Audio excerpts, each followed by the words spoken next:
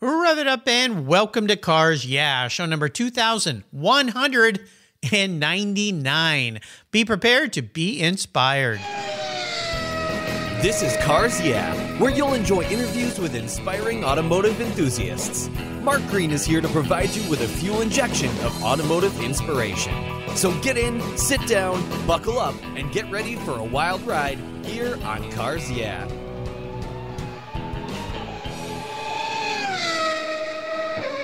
Hello, inspiring automotive enthusiasts, and welcome to Cars Yeah. Today I'm in sunny Scottsdale, Arizona with a very special guest by the name of Dan McKeever. Dan, welcome to Cars Yeah. Do you have any gear, and are you ready to release the clutch?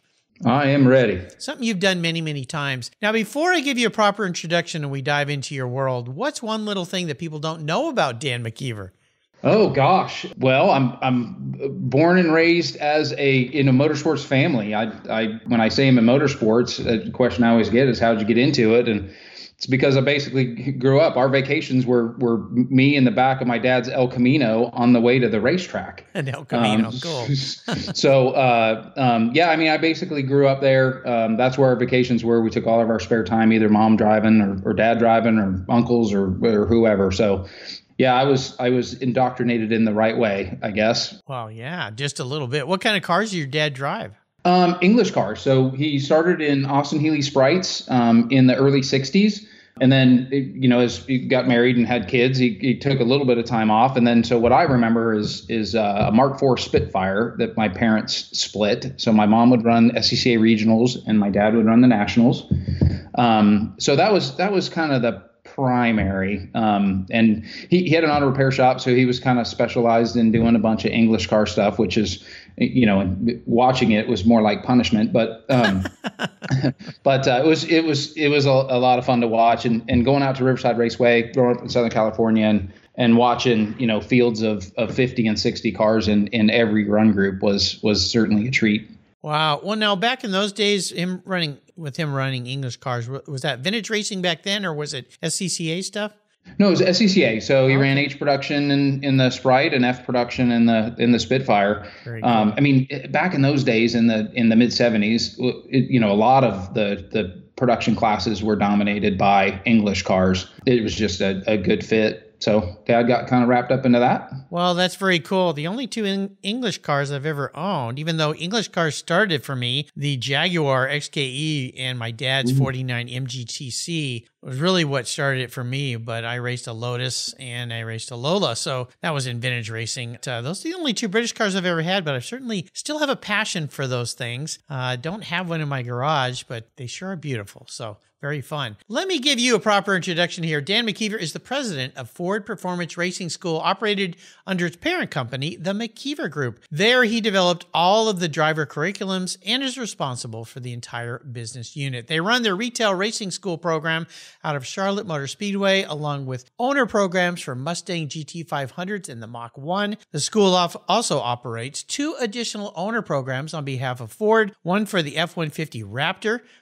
out of the facility in Tooele, Utah. My next door neighbor did that event with his Ford, and it must have worked because a year later he bought another new one. So you guys did exactly what Ford wanted to do. Awesome. Yeah, he had a lot of fun. Still talks about it. Along with an ST SUV program for the Edge and Explorer ST owners out of both Park City, Utah and Asheville, North Carolina. Born into that motorsports family that Dan talked about, he followed his father's footsteps in racing, having raced in SCCA showroom stock, Legends cars, Spec Miata, SCCA Pro Grand Am, and the 25 hours at Thunder Hill. That's a fun track I've run at as well. He taught at numerous track schools and for new manufacturer programs. We'll be back in just a moment, but first a word from our sponsors. So keep the seatbelts tight. We'll be right back.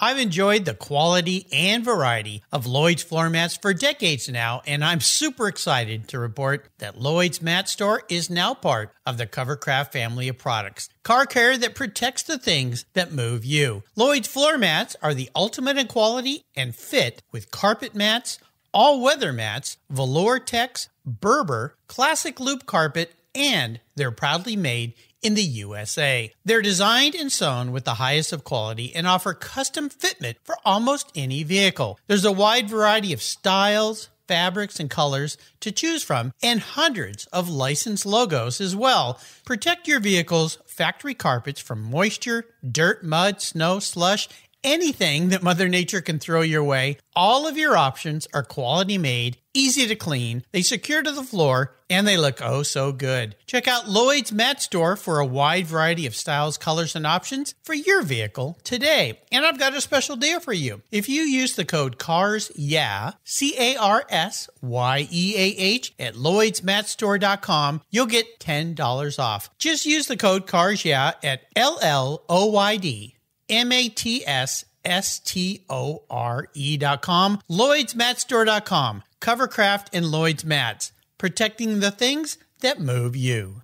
When it was time to renew my collector car policy, my carrier raised my rates by a lot.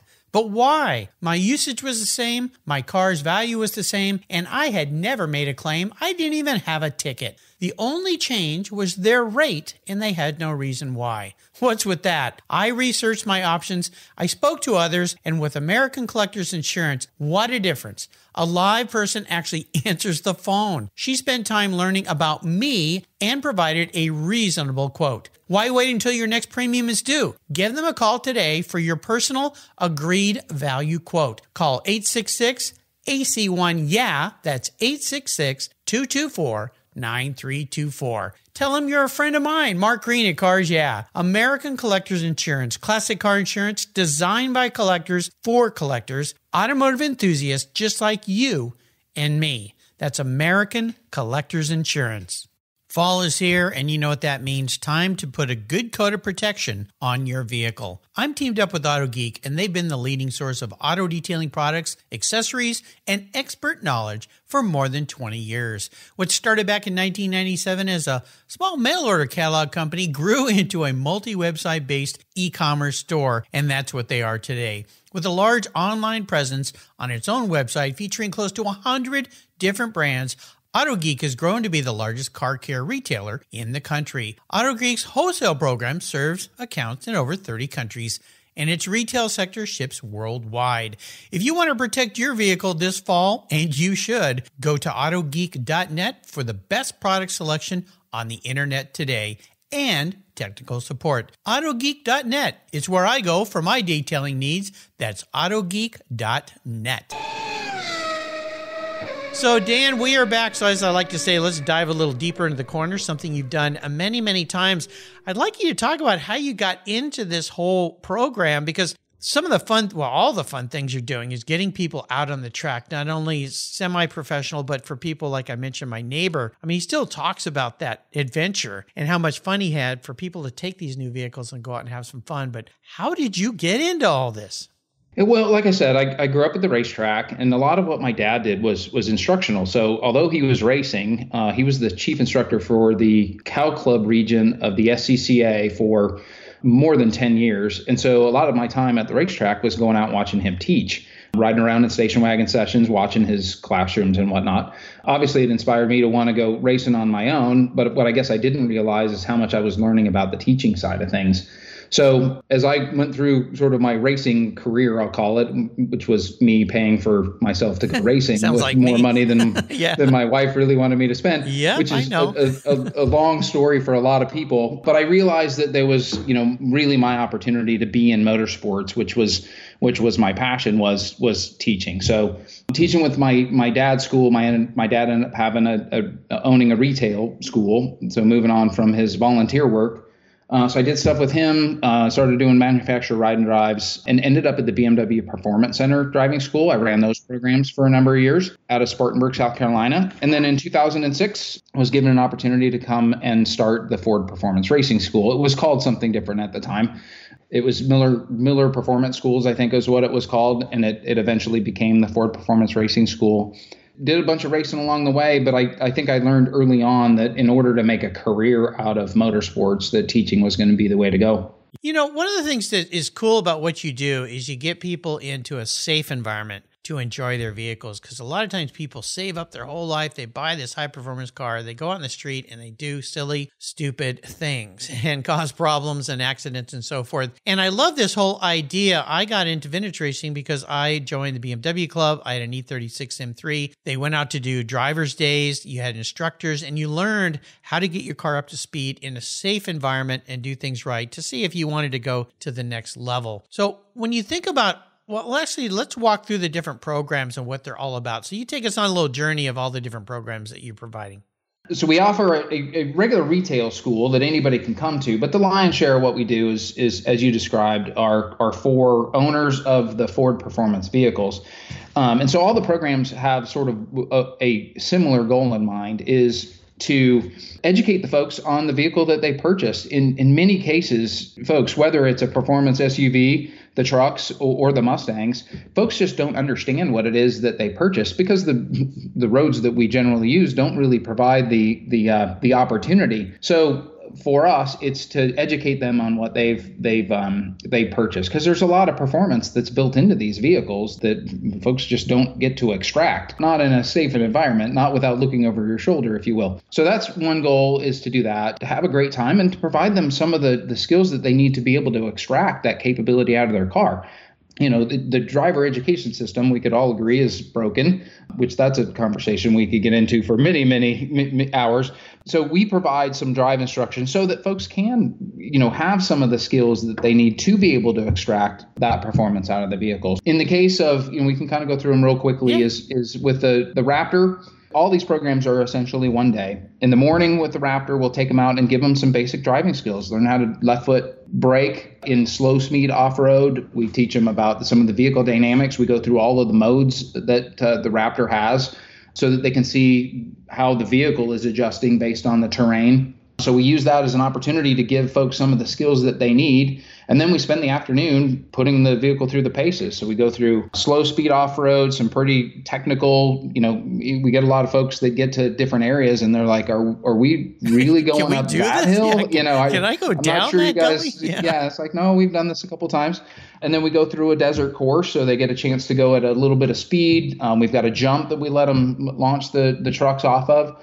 So it's essentially giving them that sort of morning to gain confidence, to learn some of the skills. And then in the afternoon, we let the trucks essentially stretch their legs. We're not getting to 100% capability. Safety is top of mind. So we want to make sure we keep everybody in a safe zone. But at the same time, we get the comments on a pretty regular basis. Hey, I used to think this thing was awesome and I used to brag about it a lot. But after this program, now I really know what this truck can do, because I had no idea coming in. Oh, yeah. And so that's really fun for us. And it's an environment where they've got a bunch of other owners that are equally enthusiastic about the vehicle. So you can kind of imagine that we do something similar with each of the other vehicles. So with the Mustangs, we go through, with both the GT500 and the Mach 1, we go through some exercises to show them some of the capabilities, whether it's in the GT500, showing them the line lock and some of the things that are drag racing oriented, the modes that are built into both vehicles, both the Mach 1 and the GT500. And then at the end of the day, we get them a chance to be on track. We do those as lead and follow to start with, and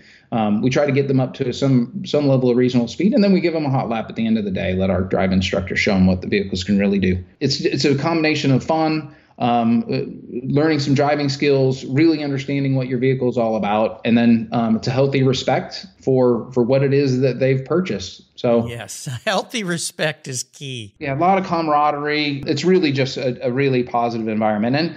And for Ford, I really give them a lot of credit for including this, because there's the safety side of things. I mean, we all in the automotive industry have seen folks wrapping their brand new car around a pole or bending things up. Horrible. And it's just simply they don't understand what they have. So, but at the same time, building value, and connecting with customers. And so it's for us to be the facilitator of that is wonderful. We have a great time with every group. It's a lot of fun. I can't emphasize enough to listeners out there, if you get your dream car and it's got some power, or any vehicle, take advantage of these kinds of programs, because you learn so much. It's so great. I just yesterday had Brock Patterson on. He's the National Specialty Vehicle Manager at Reddick Brown Ford, where they sell a lot of these high-performance Fords. And you think about the cars that he's selling to people that have never driven things like this. He sells to a lot of sports figures and business people. And, you get in these things, and yeah, unfortunately, YouTube is full of these bad choices. I guess is the best way I can describe it. People, even people, driving right out of the dealership, putting their foot down and spinning the car around. So, yeah, healthy respect, wise words there. Has there been a driving inspiration, an influential mentor, or very influential person in your life that's helped you get to where you are? Yeah, I think my dad wasn't much of a like, he didn't mentor me, but I spent so much time sort of on his hip. He was the master at the drive instruction classroom, and I got to watch it 1,000 times. And I didn't realize as a kid that I was essentially training myself for my future. I didn't look at it that way. But ultimately, that's what ended up happening. So, my dad is, he was just a master at making people feel comfortable and getting information across. So although it was interesting because he never really took time with me, but that rubbed off. Secondarily, I think, I've had this, and this isn't an individual, but I've had it's been so wonderful being able to work with such amazing people through my career. So whether it was the BMW, I've got a bunch of folks that still work for me that are like mentor me every day. Like just as we kind of work together and see different scenarios. So I kind of owe where I'm at to my dad, and then just the opportunity to spend the time with my colleagues. I could name 50 people that have affected me in one way or another. I've done a lot of these driving schools all over the country, actually. All you guys, all you instructors, my hat's off to all of you. I've got many friends, people who've been on the show that are instructors. Amazing, amazing thing that you do. And it's important because it probably has reduced the amount of accidents on roads by massive numbers. I know I have a healthy respect for the road too. So bravo for what you're doing. I think it's really great. Yeah, I appreciate that. It's a skill set that is interesting, I guess. Understanding the physics and the dynamics and kind of playing out what could or might happen, but at the same time being able to communicate in a positive way and knowing the time to say pull over. I've done that a number of times. I've had to hit the kill switch or pull the key or whatever the case may be. Kind of figure out how to way to keep it going in a positive way. So appreciate those thoughts. You alluded to this at the beginning, and I don't want to take up too much time on this, but I'm going to touch base on it. It's about teaching young people how to be better drivers. I sent both of my kids to a performance racing school here. It was a driving school actually for teenagers, just to help them learn how to get out of situations that cause bad accidents. And so many of us teach our teenagers how to drive, and it's a pretty harrowing experience most of the time, a little bit spooky, but the driving schools are just lousy. When I say driving schools, like, ABC new driving schools, they're just kind of a joke. And I really wish that as part of our country, and even when I learned how to drive in high school, our football coach was the instructor. And it was one of the days, one of the gals drove right over a mailbox up into someone's yard, So is there anything you think we could do as a nation to serve our youth better, those young people that are going to have the keys to these big, massive vehicles, especially as big as cars have become? Yeah, I think it's the parents. I wish we could motivate the parents to put proper drive instruction as a higher up on the list. I know we had a teen driving program a number of years ago at the Miller Motorsports Park when the school was still there, and we struggled to get parents to spend any kind of money on their child's sort of continuing education, because they wanted to pay for the ABC driving school, and that's whatever it took to get them a license so they didn't have to drive them around anymore. We actually got the cost down to where it was minimal. It was basically our cost. We felt like we were just trying to give back, but it's like parents will spend a couple $100 on an iPhone, but a couple $100 on a driving school was out of the question. So I'm not sure how to motivate them, because I know through my kids, through having friends of my kids, either spending time with them personally, which I just did that the other week. I had a friend of mine from Colorado come visit, and we set up some time with his daughter, which was super fun for me. But I know I'm sending that person out on the road with more respect, more understanding, way more than you get going through the normal system. So we need to change the parents' mindset and get them to understand that, hey, just because these cars have ABS and traction control doesn't mean your kid's in a cocoon. really need to get them more. That's a tough one. Well, you would think that the insurance companies would step up and pay for that, because the last thing they want to do is have you file a claim when your kid wraps a car around a pole, heaven forbids, hurts him or herself badly or kills somebody. You would think the insurance companies, with all the money they require, especially for new drivers, would pony up the cost for that. Almost require it, or do the incentive for the parents from a money standpoint. Say, look, if your child goes through this 2-day program, we'll pay the $250, $400, $500, whatever bucks. And as a result, their insurance rates for the year will go down that much. So it's a wash, or whatever it might be. So that's my thoughts, but I don't think we're going to solve the world's problems today. We'll take a short break. We come back. Let's talk about challenges, more challenges. So keep the seatbelt cinched up tight, and we'll be right back.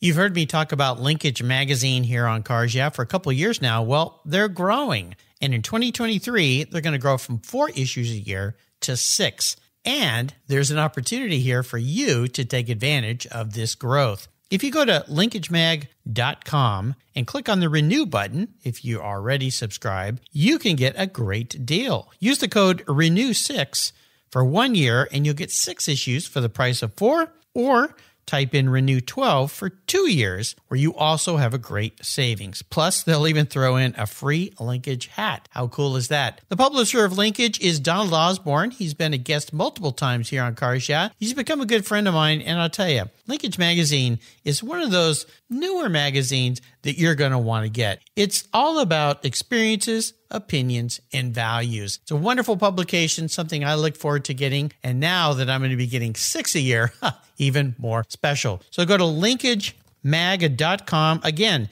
use the code RENEW6 or RENEW12 to get that special deal.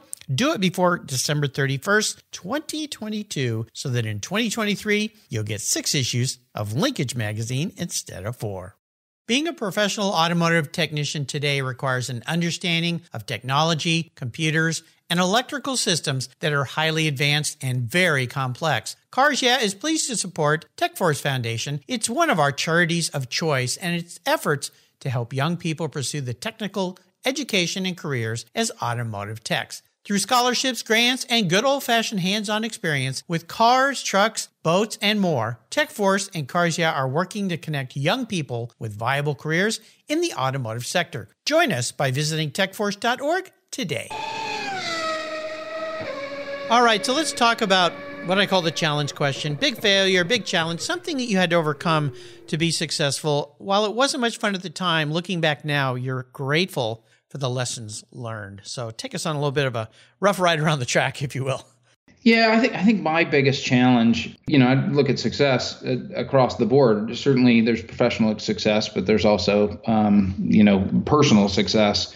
And I always had a challenge of that work-life balance. Motorsports, unfortunately, it requires a lot of your attention. It's not necessarily it's never a 9 to 5. And so as I made my way through, especially as my kids were younger, I always struggled trying to figure out how to create the right work-life balance, and never really found a great way to do it. It always seemed to suffer one way or another. So I know as we've generated more success in the school, I know that I've been able to manage that much better, and I'm proud of sort of later in life how I've been able to sort of rekindle my relationship with kids and wife, and we've done a whole lot more stuff together.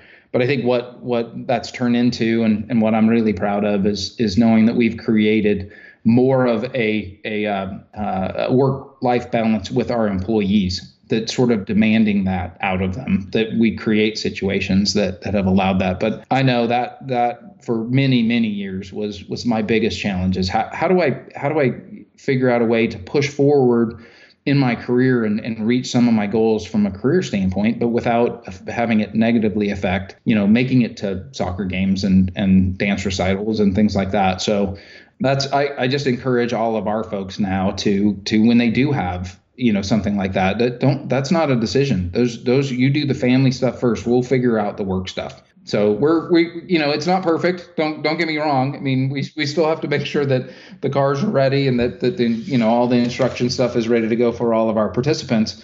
And so, I certainly ask my folks to go the extra mile here and there, but we try to make sure that it's balanced. So we're really trying to make a good effort, and we feel like we're doing a decent job, certainly better than I did for myself back when I was maybe in the weeds. So it's a tough one. I understand. Same for me. Absolutely. I look back, I wish I had spent much more time doing family stuff than what I thought I had to do. And that was be at work all the time to provide for them so the family could have what they wanted. But many times what your kids just want is you and not all the things that you're providing them. So that's a really nice thing that you're doing for your workers. And, maybe what's happened with COVID, if anything, there's been a few positive things versus all the negatives, is people realizing this working at home, if it's possible, is valuable because they're not wasting so much time transporting themselves back and forth. They can be around their kids. They can adjust their work times to do a little bit of work late in the night when the kids are asleep so they could do the baseball games and so forth. So I hope that is changing. It seems like a little bit, maybe it is, but there's always those of us who are so hard driven that we just need to remind ourselves on that little calendar, get up away from your desk and go do something. So there you go. I'd love to talk about a special vehicle in your life. I suspect you've been around a lot of very cool vehicles, but is there one that really stands out that you could take us on a fun ride with? Yeah, so my first car when I was a kid was a hand-me-down. It was a 72 Datsun 510 wagon. Oh, that's kind of cool.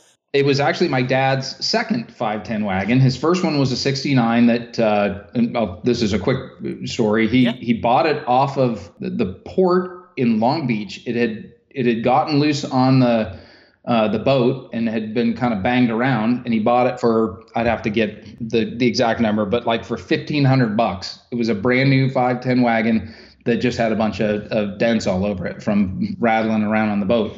But anyway, he ended up with a 72 510 that I bought from him. And as a kid, my dad owned a repair shop, so it just meant that I always wanted to tinker with it. So I had it lowered, and I had done some stuff to the motor. It was all done on a high school kid's budget, so you can imagine what this thing looked like. Sure. But it was my baby. I loved it. I mean, it was something different, and I loved it. So it eventually went away, and for the longest time, I wanted to get another one. I spent time on Bring a Trailer and just nothing serious, but just kind of looking around. Well, one day I'm driving home from a golf course of all places, and there's one sitting on the side of the road with a for sale sign on it. Oh, wow. It was a 68. So I called them, and I had that thing at my house in like 36 hours. I probably paid more than I should have for it, but it was like it's calling my name. So that thing has been under a 2-year restoration. I thought it was going to take 6 months, and you know how those things go. Yeah, you gotta triple the time and triple the budget. Oh no, and at every turn it's costing me more money. This thing's going to be one of one and way more money than I should have spent. But it's going to be basically brand new. It's got a 2-liter L20. With a supercharger. All the interior is going to be redone. It's going to be super fun. So it should be hopefully done in the next 6 months or so. But that's been something that I'd been wanting to do for the longest time. And it's been fun watching it come together. And I just can't wait to drive it. I love that. I love old wagons, and the 510 was such a classic car, kind of like your BMW 2002. Exactly. If we saw a lot of people race those things. Did you ever see, or have you ever heard of Peter Brock's Dotzilla, his 510 build? No. Oh, I'm going to send you pictures. Peter, obviously we know Peter Brock from his history of Daytona and everything. He built a 510 that he calls Dotzilla that has this engine in it that is just obscenely, massively overpowered. It's a green color. It's very cool. Perfect for the name Dotzilla. So I'll send you pictures of that. Yeah, would love to see it. I know that those Datsuns can come in all kinds of configurations, and that's what's kind of cool about it. I bet you if you Google that, that'll pop up all over the place too. So I'm going to be your car psychologist a little bit here today, crawl into your head. If you were manifest reincarnated, pun intended, as a vehicle, what would you be and why? Let's see. I guess that question could be taken in a lot of different directions. Yeah, that's why it's fun. I'll take it a direction that just pops into my head. I think I would be some sort of British touring car back in the 80s, because just thinking about the tracks those things ran, and then, having seen video from, God, videos still pop up on my stream every once in a while. of 30 of those things, in a line with inches between them.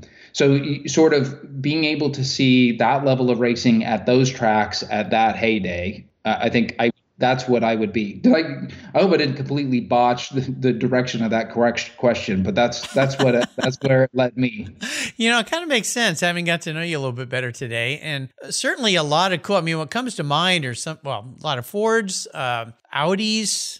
That whole series kind of as it evolves through the different eras in time, GT series and so forth. But there were some cool ones. Obviously, the Audi's not a British car, but I'm just trying to think of some of the, Volvo wagon. But they're okay. That was crazy. What I mean? Just all kinds of crazy stuff. But lower to the ground, tons of camber, just leaning on each other.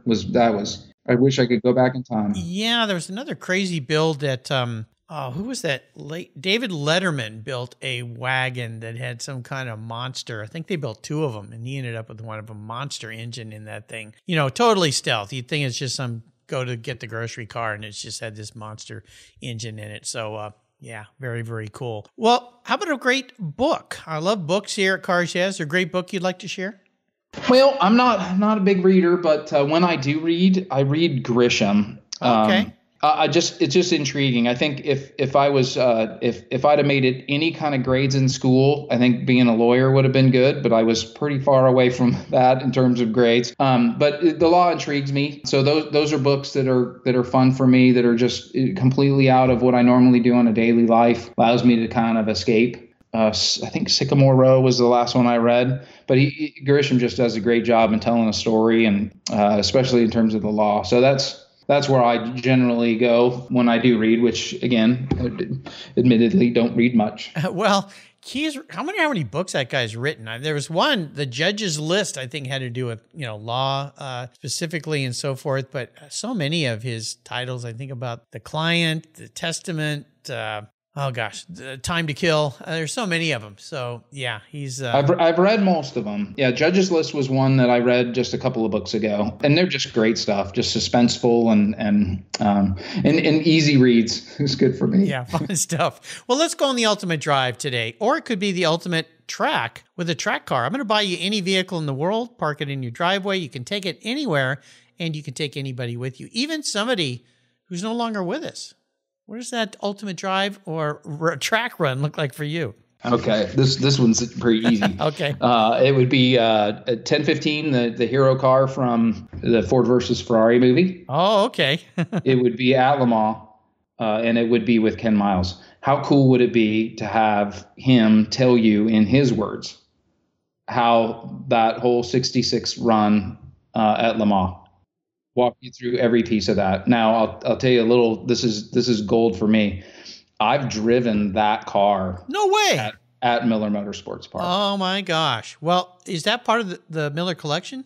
Was it? It is. So that lived in our museum for the longest time. The Miller Group no longer owns the racetrack, so that car now lives at the Shelby American Collection Museum in Boulder, Colorado. But yeah, that lived in our museum for the longest time. And in the early days, when we first opened the park, those cars lived in the museum, but they spent the summers running at Le Mans and Spa. They would travel around.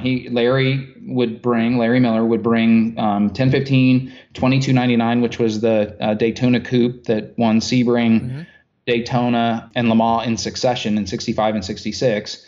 Would take those to Europe and run them. So they were in full running shape. So one day, one of the techs that looked after those cars said, "Hey, we need to run in a set of tires before we take this car to Le Mans." How fast did your hand go up? I'm your guy.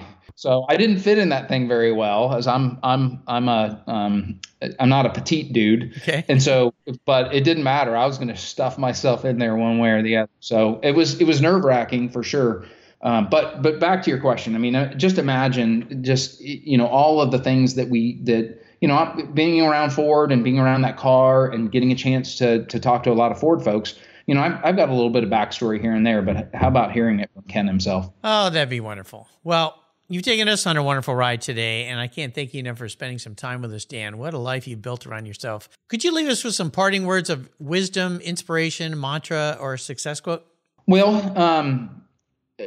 for us, it's all about people. We've got great cars and facilities, and we've set things up in a way that I think is positive, but it doesn't really matter unless we've got the right people. So we really invest in who we have as opposed to what we have. And that's always proven successful for us. So we're going to continue to do that and are blessed with the partnerships we have, but I couldn't imagine doing it without the folks we have working with us. Yep. Surround yourself with great people. Mom was always right. Pick your friends wisely. Absolutely. How can people learn more about the McKeever Group and Ford Performance Racing School? FordPerformanceRacingSchool.com. You can learn about coming out and joining us for programs. But as you said earlier, if you're an owner of a Ford Performance vehicle, definitely make sure that you contact us because those vehicles include a day's worth of driving, and we'd love to provide that for you. You get a chance to learn more about your car, meet some people that are like you that have purchased that vehicle. We would love to see you out. So if you have one of those Ford Performance vehicles, that's the F-150 Raptor, the GT500 Mach 1, or either the ST SUVs, which are Edge and Explorer, come take a look, and we'd love to have you. That sounds like fun. Awesome. Hey, I want to do a quick shout out to a mutual friend who connected me with you, Dan, Mark Osmondson. So, Mark, Thank you very much for introducing me to another great, inspiring automotive enthusiast. Dan, thanks for being so generous today with your time and your expertise and sharing so many words of wisdom. Until you and I talk again, I'll see you either down the road or hopefully at one of your driving schools. That would be fun. That would be great. Well, thank you so much for having me. I really enjoyed the time. It was fun indeed. Thank you so much for joining us on today's ride here at Cars Yeah. Drive on over to carsyeah.com to find show notes and inspiring automotive fun. Download your free copy of Filler Up, a fun book filled with gorgeous photographs of fuel filler fun, including quotes from more inspiring automotive enthusiasts. Download your copy today, and we'll see you next time on Cars Yeah.